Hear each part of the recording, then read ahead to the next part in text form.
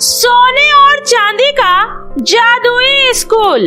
पूनम और रिंकी दोनों अपनी माँ गोमती के साथ एक छोटे से गांव में रहती थी। रिंकी जब बहुत छोटी थी तभी उसके पिता का देहांत हो गया था। गोमती किसी तरह दूसरे के घरों में काम करके अपना खर्चा चलाती थी। पूनम बेटा, मैं मालकिन के घर जा रही हूँ, तुम अपना और रिंकी का ध्यान रखना। ठीक है माँ। माँ, आज तो आते वक्त मेरे लिए जलेबी लेकर आओगी ना? कितने दिनों से कह रही हो, लेकिन आप हो कि लाते ही नहीं हो। अच्छा ठीक है, ले आऊंगी। अब मैं चलती हूँ। इतना कहकर गोमती चली जाती है। पूनम घर के कामों में लग जाती है और रिंकी बाहर खेलने चली जाती है। अरे कोमल और चांदनी, आज खेलोगी नहीं क्या तुम दोनों? नहीं रिंकी, अब से हम तेरे साथ नहीं खेलेंगे, क्योंकि अब से हम स्कूल पढ़ने जाएंगे और स्कूल जाने वाले बच्चे तुम जैसे गरीब न पढ़ने वाले बच्चों के साथ नहीं खेलते हैं। हाँ रिंकी, इसलिए आज से तेरी हम लोगों के साथ कोई दोस्ती नहीं है। आज से तेरी हम सबकी कट्टी। क्या? स्कूल? वो क्या होता है? अरे पागल, स्कूल में हम जैसे अमीर लोग शिक्षा प्राप्त करने जाते हैं। वहाँ जाने से बड़े होने के बाद हम बड़े बड़े अफसर, डॉक्टर, पुलिस, इंजीनियर सब बन सकते हैं। क्या सच में? अगर ऐसी बात है तो अब से मैं भी तुम लोगों के साथ स्कूल जाऊंगी। हाँ। ये सुनकर चांदनी और कोमल जोर जोर से हंसने लगती है। अरे बावली हो गई है क्या? अरे तेरे को एक टाइम भरपेट खाना मिल जाए वही तुम्हारे लिए बहुत है। आई बड़ी स्कूल जाने वाली। तुम्हें पता है उस स्कूल की कितनी फीस है? कितनी? अरे जितनी तेरी माँ पूरे साल भी जमींदार के घर बर्तन मांजकर नहीं कमा पाएगी। अब चल निकल यहाँ से, और अब से तुम्हारी हमसे कोई दोस्ती नहीं है, समझी? तुम लोग देख लेना, मैं जरूर स्कूल जाऊंगी और तुम लोगों से बड़े स्कूल में जाऊंगी और बड़े होकर बहुत बड़ी इंसान बनूंगी। देख लेना तुम दोनों। हाँ। सपना अच्छा है रिंकी, लेकिन ये सब तुम सिर्फ सपनों में ही कर सकती हो, हकीकत में नहीं। अब चलो भागो यहाँ से। रिंकी रोते रोते घर आ जाती है। अरे रिंकी, क्या हुआ? आज तो बड़ी जल्दी खेल कर आ गई। रिंकी बिना कोई जवाब दिए अंदर जाकर चुपचाप बैठ जाती है। क्या हुआ रिंकी? किसी से तेरी लड़ाई हुई क्या, या किसी ने तुझे कुछ कहा? लेकिन रिंकी फिर भी कोई जवाब नहीं देती है। शाम को गोमती काम पर से जब वापस आती है तो वो रिंकी के लिए एक जलेबी लेकर आती है। रिंकी बेटा, ये देख, तू कब से जलेबी की जिद कर रही थी ना? आज मैं तेरे लिए मालकिन से एक जलेबी मांग कर लाई हूँ। माँ, मुझे कोई जलेबी नहीं खानी है। अरे रे, क्या हुआ मेरी बेटी को? दीदी ने डांटा है क्या? क्या हुआ बेटा? माँ, पता नहीं इसे क्या हुआ है। जब से शाम को बाहर से खेल कर आई है तभी से इसका मुंह बना हुआ है। मुझे तो कोई जवाब ही नहीं दे रही है। अब आप ही इससे पूछ कर देखो, शायद ये आपको कुछ बता दे। रिंकी बेटा, क्या हुआ? बता मुझे। माँ, मुझे भी कोमल और चांदनी की तरह स्कूल जाकर बहुत बड़ा इंसान बनना है। मुझे भी पढ़ने जाना है माँ। लो, देख लिया ना माँ, और इसे बाहर खेलने भेजो। मैं पहले ही कहती थी ना, ये बाहर के बच्चों को देखकर घर आकर यही सब उठपटांग जिद करेगी। अब पूरा करो इसका जिद, कहाँ से पूरा करोगी? रिंकी बेटा, तुझे तो पता है ना, हम कितनी मुश्किल से एक वक्त का खाने का पैसा जुटाते हैं। अब ऐसी हालत में हम तुम्हें पढ़ने कैसे भेज सकते हैं? वहाँ तो पढ़ने के बहुत ज्यादा पैसे लगते हैं ना। ये तो बहुत गलत बात है ना माँ। शिक्षा सिर्फ अमीर के बच्चों के लिए ही नहीं है। शिक्षा प्राप्त करने का हक सभी को बराबर होना चाहिए, और जिसमें काबिलियत हो नौकरी उसी को मिलनी चाहिए। लेकिन जब हमें शिक्षा ही नहीं मिलेगी तो हमें नौकरी कहाँ से मिलेगी? फिर तो सारा जीवन हमारा ऐसे ही गरीबी में गुजरेगा। हाँ बेटी, हम गरीबों की किस्मत पहले से ही लिख दी जाती है। हम गरीबों की किस्मत में गरीबी और भुखमरी के सिवा कुछ नहीं लिखा होता। अब ये सब छोड़ और चल कर खाना खाते हैं। उसके बाद सभी लोग खाना खाने बैठते हैं। माँ, ये कैसा खाना है? सूखी रोटी? भला सूखी रोटी कौन खाता है माँ? माँ, इसकी जबान ना कुछ ज्यादा ही चलने लगी है। बैठे बैठे खाने को मिल रहा है ना, तभी चर्बी चढ़ते जा रही है। सुन रिंकी, अब कल से तू घर में रहकर किसी के घर नहीं जाएगी। अब तू कल से मेरे साथ जंगल में लकड़ियाँ चुनने चलेगी, तभी तुझे पता चलेगा कि गरीबी में पैसे कैसे कमाते हैं। अब चुपचाप से ये रोटी खा ले, वरना ये भी नहीं मिलेगा। नहीं मिलेगा तो नहीं सही, मैं भी गरीबों की तरह ये सूखी रोटी नहीं खाऊंगी। कल से मैं भी मेहनत करूंगी और पेट भर अपने मन पसंद का खाना खाऊंगी। उसके बाद रिंकी अपनी थाली की रोटी उठाकर बाहर कुत्ते को खिला देती है। अगले दिन रिंकी अपनी दीदी के साथ जंगल लकड़ियाँ चुनने जाती है और पूरे दिन जंगल से लकड़ियाँ चुनकर उसे बाजार में बेचती है।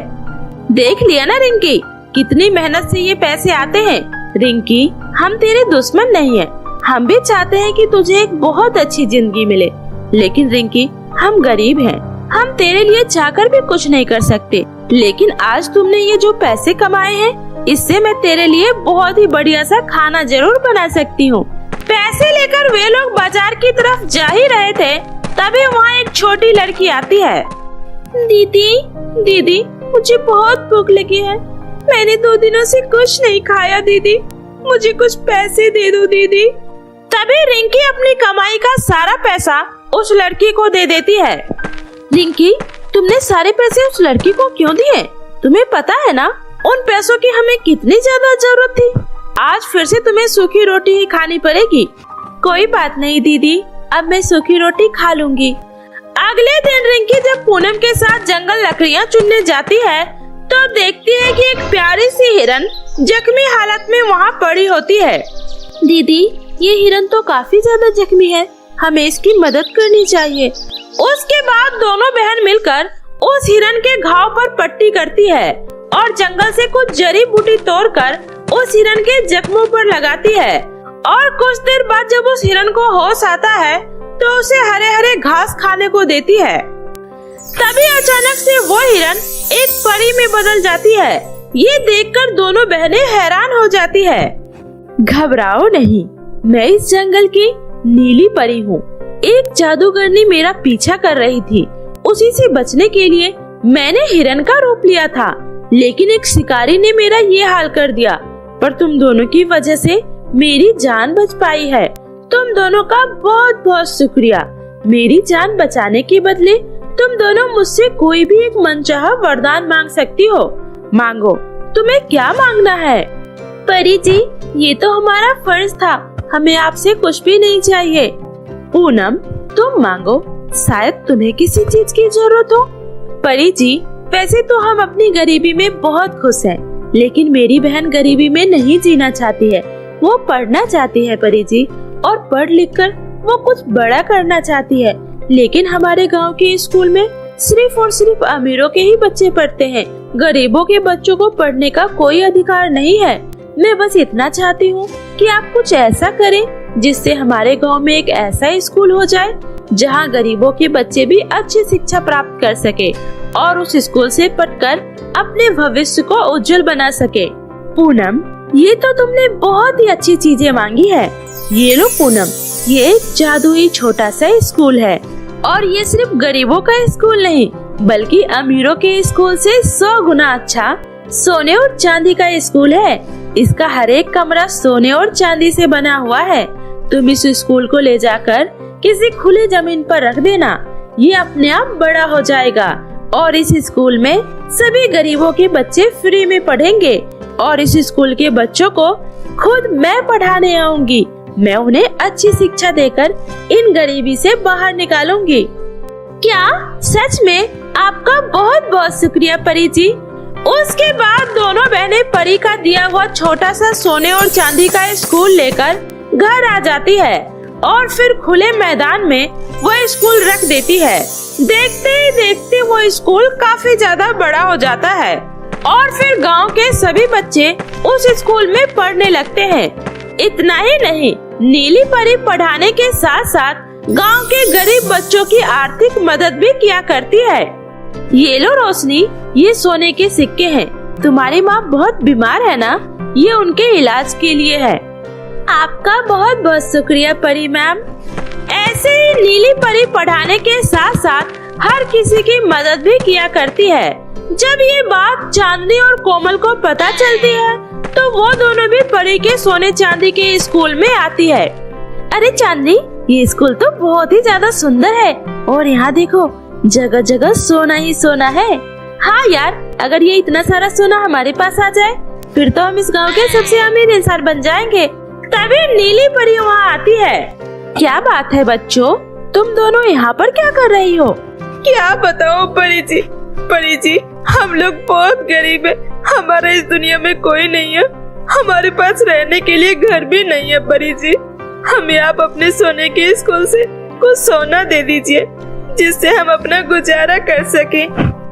हाँ परी जी, चांदनी बिल्कुल ठीक कह रही है। आप प्लीज हमारी मदद करिए। ठीक है बच्चों, ये लो, ये कुछ सोने के सिक्के हैं। कोमल चांदनी जैसे ही पैसे लेकर अपने घर आती है तो देखती है कि जहाँ पर उसका घर था अब वहाँ पर कोई घर नहीं है और उसके माता पिता पूरी तरीके से कंगाल हो चुके हैं। उनका सब कुछ अब खत्म हो चुका है। ये देखकर दोनों को अपनी गलती का एहसास होता है और फिर दोनों जल्दी से नीली परी मैडम के पास जाती है। हमें माफ कर दीजिए परी मैडम, हम लालच में अंधे हो चुके थे। हमने आपसे झूठ कहा था, लेकिन अब हमें अपनी गलती का एहसास हो चुका है। हमें माफ कर दीजिए, हम समझ चुके हैं आप सिर्फ जरूरतमंद लोगों की ही मदद करती हैं। हमें कुछ नहीं चाहिए मैडम, हमें माफ कर दीजिए। हमें फिर से पहले की तरह कर दीजिए। उसके बाद नीली परी दोनों को माफ कर देती है और फिर गांव के सभी बच्चे उस सोने चांदी के स्कूल में खुशी खुशी पढ़ने लगते हैं। परी लोक से सितारा परी पृथ्वी लोक पर घूमने आई थी। तभी सितारा परी को गंगापुर गांव में रहने वाला श्याम सुंदर नाम के लड़के से प्यार हो जाता है और दोनों शादी करने का फैसला करते हैं। माँ, मैंने शादी करने का फैसला किया है। क्या तुम होश में तो हो? ये तुम क्या बोल रही हो? तुम्हें जरा भी अंदाजा है? हम परियों के लिए किसी इंसान से शादी तो बहुत दूर की बात है, सोचना भी बहुत बड़ा पाप है। जो हुआ उसे भूल जाओ और अपने काम पर ध्यान दो। हम परियों को ऐसी बातें शोभा नहीं देती। परी माँ, मैं श्याम के बिना नहीं रह सकती। मैं उससे प्यार करती हूँ और वो भी मुझे बहुत प्यार करता है। लगता है तू ऐसे नहीं मानेगी। मैं तुझे जान से मार डालूंगी। नहीं रानी परी, ऐसा अनर्थ मत करिए, इसे माफ कर दीजिए। रागिनी परी, इस मनहूस से कहो ये यहाँ से चली जाए। मैं इसकी शक्ल तक देखना नहीं चाहती। बहुत घमंड है ना इसे अपनी शक्तियों पर। जब पृथ्वी पर जाकर आम इंसानों की तरह जिंदगी गुजारेगी ना, फिर पता चलेगा इसे कि जिंदगी कितनी कठिन है। आज से मैं इसकी सारी परी शक्तियाँ ले रही हूँ। अब से ये आजाद है। सितारा परी अपनी माँ को प्रणाम कर पृथ्वी लोक पर आकर श्याम सुंदर से शादी कर लेती है। अब सितारा परी एक परी नहीं बल्कि एक आम लड़की बन चुकी थी। अरे सितारा बहू, अभी तक आटा परात में ही रखा हुआ है, अगले साल गूंद के रखोगी क्या? बस हो गया मम्मी जी, मैं अभी इसे गूंद कर फ्रिज में रखने ही जा रही थी। ठीक है, रोटी बन जाए तो मेरे कमरे में ही दे जाना। मैं जरा टीवी पर अपना पसंदीदा नाटक देख रही हूँ। इतना बोलकर सितारा की सास निर्मला वहाँ से चली जाती है। जब देखो जब ये बुढ़िया मुझे काम बताते रहती है, कभी ये कर लो तो कभी वो कर लो, जैसे मैं कोई मशीन हूँ जो सारा दिन काम ही करती रहूँ। अब तो मेरे पास कोई सुपर पावर भी नहीं है। अरे ओ बहू, रोटी बन गई या अभी भी नहीं बनी? जी आई माँ जी। ये लीजिए माँ जी। अरे सितारा बेटा, दाल में तो नमक ही नहीं है, जरा नमक डाल दो। सितारा, मेरा लंच पैक हो गया, जल्दी दे दो मुझे, इसके लिए देर हो रही है। बस हो गया जी। अरे ओ बहू, जरा एक कप चाय बना दे बेटा। जी पापा जी, अभी लेकर आई। पता नहीं ये मैं कहाँ आकर फंस गई हूँ। न जाने कब मुझे इन घर के कामों से छुट्टी मिलेगी। मुझे तो बहुत नींद आ रही है, काम करने का भी बिल्कुल मन नहीं कर रहा। क्या सभी औरतों को शादी के बाद घर में इतना ही काम करना पड़ता है? क्या कोई ऐसा उपाय नहीं है जिससे इस घर के कामों से बचा जा सके? बस एक बार मुझे वो उपाय मिल जाए, फिर तो मैं इस घर में एक भी काम नहीं करूँगी। एक दिन सितारा परी टीवी में न्यूज देख रही थी, तभी उसने सुना आज की ताजा खबर। बहू ने घर के कामों से बचने के लिए झूठी प्रेगनेंसी का नाटक किया और 9 महीनों तक उसने बिना काम किए घर में आराम किया। अरे वाह, ये न्यूज तो बहुत ही काम की न्यूज है। क्यों ना मैं भी अपने घर वालों को झूठ बोल दूं कि मैं प्रेग्नेंट हूँ, फिर मुझसे कोई भी काम नहीं करवाएगा। हाँ, ये तरीका अच्छा है आराम से रहने का। उसके बाद तो बस फिर आराम ही आराम। सितारा ने घर के कामों से बचने का बहाना ढूंढ लिया और फिर एक दिन, मम्मी जी मेरा ना 2 दिनों से जी मिचला रहा है और सिर भी भारी भारी सा हो रहा है, खट्टा खाने का भी मन कर रहा है। पता नहीं ये सब मेरे साथ क्या हो रहा है। अरे बहू, ये तो बहुत ही खुशी की बात है, तुम माँ बनने वाली हो। हमारे घर में नन्हा मेहमान आने वाला है। मैं अभी सबको बधाइयाँ देकर आती हूँ। मेरा काम बन गया, अब मुझे आराम से बैठकर बस खाना पीना है। अब तो 9 महीनों के लिए इस घर के कामों से छुट्टी। अगले दिन सितारा मशीन लगाकर कपड़े धो रही थी। अरे बहू, क्या हुआ? तुमने अपना सर क्यों पकड़ रखा है? कुछ नहीं माँ जी, बस सर थोड़ा भारी लग रहा है। अरे तो तुम्हें आराम करना चाहिए था ना, कपड़े धोना इतना जरूरी नहीं है। तुम जाओ और आराम करो, कपड़े मैं धो दूंगी। ठीक है मम्मी जी, मैं जाकर आराम करती हूँ। मम्मी जी ये कह रहे थे कि शाम को साग बनाने के लिए, तो मैं साग। अरे बहू, शाम का खाना मैं बना दूंगी, तुम बस जाकर आराम करो। ये हुई ना बात, अब तो मैं आराम से घोड़े बेचकर सो जाती हूँ। उस दिन से सितारा ने झूठ बोलना शुरू कर दिया था। अब श्याम सुंदर भी सितारा का बहुत अच्छे से ख्याल रखता था। एक दिन, कहीं जा रहे हो बेटा? हाँ माँ, मेरे कुछ दोस्त क्लब में पार्टी दे रहे हैं, तो मैं वहीं जा रहा हूँ। श्याम, मैं भी आपके साथ पार्टी में चलूं? अरे नहीं नहीं बहू, तुम्हारा अभी 3रा महीना है, कहीं कोई ऊंच नीच हो गई तो? भीड़ भाड़ में अब तुम्हें 9 महीने तक कहीं नहीं जाना है। कहीं जाने की कोई जरूरत नहीं है, घर में जाकर तुम बस आराम करो। ओफो, अगर मैंने ये झूठ नहीं बोला होता तो आज मैं भी श्याम जी के साथ पार्टी में जा रही होती। अब तो मुझे मम्मी जी की बातें माननी ही होगी। जैसे जैसे दिन बीत रहे थे, सितारा खाली बैठे बैठे उबने लगी। एक शाम, अरे ओ श्याम की माँ, वो अपनी मौसी की बेटी सोनी का रिश्ता पक्का हो गया है, हमें जाना होगा। सगाई का फंक्शन इसी सोमवार को है। ठीक है जी, मैं अभी सरिता दीदी को बोल देती हूँ, एक दिन बहू के पास आकर रुक जाएगी। अब श्याम को तो साथ में जाना ही पड़ेगा, अपनी गाड़ी से ही चलेंगे। पर मम्मी जी, मेरा भी मन है सोनी की शादी में जाने का। मम्मी जी, मेरी शादी के बाद ये पहला फंक्शन है शादी का, मुझे भी ले चलिए ना। नहीं नहीं सितारा बहू, ये तुम्हारा पहला बच्चा है, ऐसे तुम्हें सफर में ले जाना बिल्कुल भी ठीक नहीं है। वैसे भी तुम्हारे सर में इतना दर्द रहता है, और कहीं रास्ते में चक्कर वक्कर आ गई तो? तुम्हारे मामले में मैं बिल्कुल भी रिस्क नहीं उठा सकती। तुम घर पर ही रहकर आराम करो, फंक्शन में हम सब चले जाएंगे और तुम सरिता दीदी को बुला लेना, वो तुम्हारे पास रुक कर एक दिन तुम्हारा ख्याल रख लेगी। अब मैं क्या करूं, ये लोग तो मुझे कहीं लेकर जा ही नहीं रहे। ऐसे में मैं पूरे 9 महीने तक कहीं भी नहीं जा पाऊंगी, और 9 महीने के बाद जब इन लोगों को मेरी सच्चाई पता चलेगी फिर क्या होगा? फिर तो मैं गई। अभी तो मैं घूमने जाऊंगी, बात की बाद में देखेंगे। मम्मी जी, आप सबके बिना मेरा यहाँ पर मन नहीं लगेगा, ले चलिए ना प्लीज मम्मी जी। माँ, घबराने की कोई बात नहीं है, गाड़ी में आराम आराम से चलाऊंगा। अरे भाई निर्मला, अगर बहू का मन है तो ले चलो ना।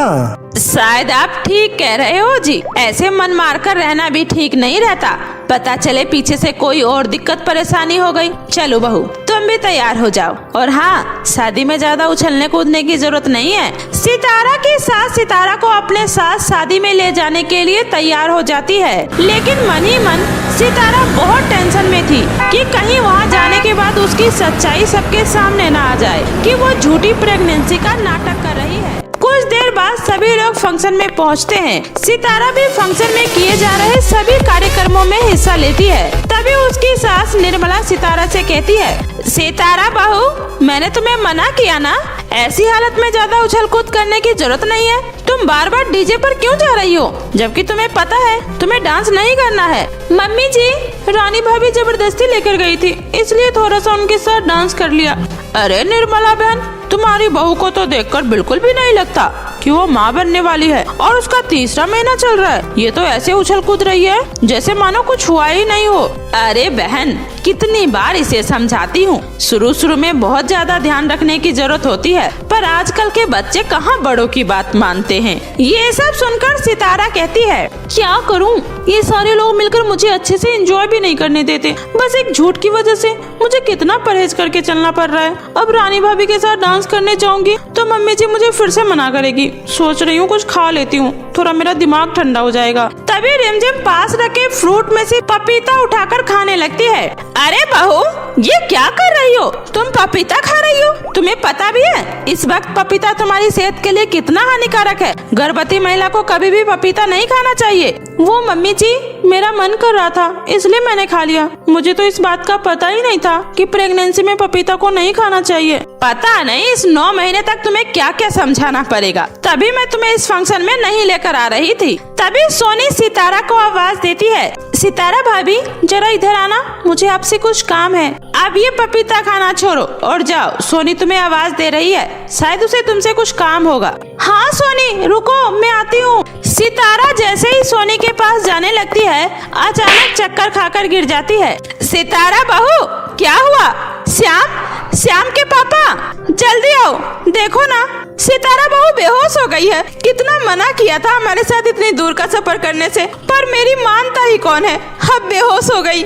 निर्मला तुम चुप करोगी? ये वक्त ये बातें करने का नहीं है। चाचा जी, मैं अभी अपने फैमिली लेडी डॉक्टर को फोन करके बुलाती हूँ। सोनी लेडी डॉक्टर को फोन करती है। कुछ देर बाद डॉक्टर आती है और उसका चेकअप करने के बाद वो बोलती है, घबराने की कोई बात नहीं है, थकावट से चक्कर आ गया था। इस हालत में अक्सर ऐसा होता है। आपकी बहू बिल्कुल स्वस्थ है और उसका बच्चा भी बिल्कुल ठीक है। अब कैसा लग रहा है सितारा? अरे ये डॉक्टर क्या बोले जा रही है? मैं तो डॉक्टर, क्या मैं सच में माँ बनने वाली हूँ? सितारा बहू ये कैसा सवाल है? ये क्या बोले जा रही हो? क्या हुआ? तुम ठीक तो हो ना?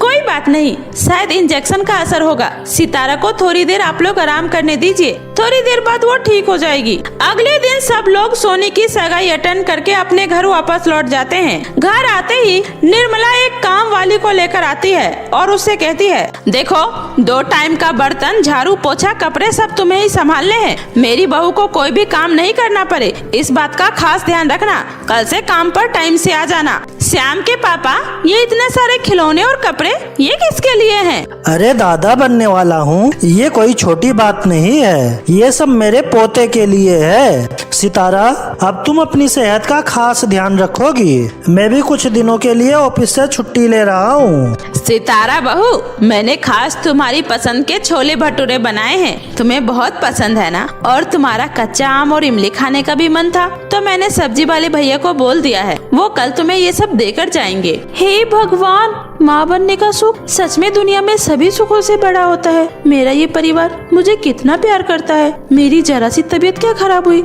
सब मेरे आगे पीछे लग गए। मैं तो झूठी प्रेगनेंसी का नाटक कर रही थी, पर भगवान की लीला भी कितनी निराली है। उन्होंने मुझे सचमुच में माँ बनने का सुख दे दिया। मम्मी जी, क्या मैं आपको गले लगा सकती हूँ? आज माँ की बहुत याद आ रही है। ये भी कोई पूछने की बात है? जल्दी से गले लग जा मेरी बच्ची। और हाँ, अपना अच्छे से ध्यान रखा कर। मैं तुझे गर्मा गर्म छोले भटूरे निकाल कर खाने को देती हूँ, तू अब पेट भर खाना खा। अब तुझे अपना और अपने आने वाले बच्चों का खास ख्याल रखना है। ठीक है मम्मी जी, दुनिया में सबसे प्यारी मेरी सासू माँ।